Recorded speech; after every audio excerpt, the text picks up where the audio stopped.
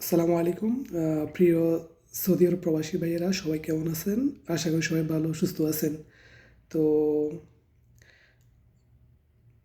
আমরা আজকে জানবো ফুড ডেলিভারি সম্পর্কে। তো বর্তমানে যারা সৌদি আরবে ফুড ডেলিভারিতে কর্মরত আছেন, তারা প্রতিনিয়ত দেখতে পাচ্ছেন যে এই কোম্পানিগুলো প্রতিনিয়ত আপনার আপডেট হচ্ছে।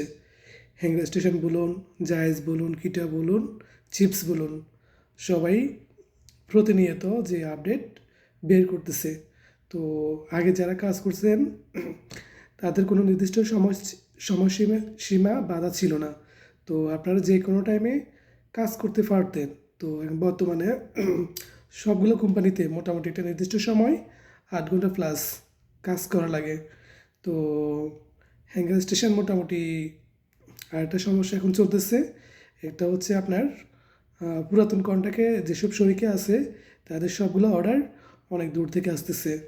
আর যারা নতুন কন্ট্যাক্ট করছেন তাদের মোটামুটি সিস্টেম ভালো, যে অর্ডার পর্যাপ্ত পরিমাণে অর্ডারও পাইতেছে আর অর্ডারগুলো প্লাস মোটামুটি কাছে হচ্ছে।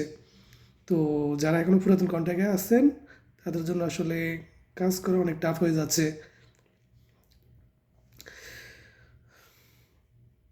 তো যারা বর্তমানে কিটে আছেন, কিটা তো দেখতে পাচ্ছেন যে 11 তারিখ থেকে ওদের শিফটে চেঞ্জ আসছে। তো আগে ছিল 2টা শিফট, তো এখন বর্তমানে 3টে শিফট। তো এখানে 3টে শিফটে কাজ করা লাগতেছে।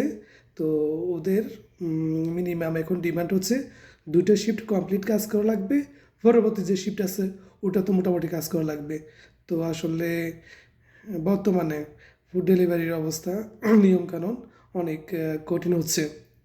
তো সবাইকে ধন্যবাদ আমাদের সাথে থাকার জন্য। তো আপনাদের যে কোনো জিজ্ঞাসা পরামর্শ ও যদি থাকে আপনার কমেন্টে অবশ্যই জানাবেন।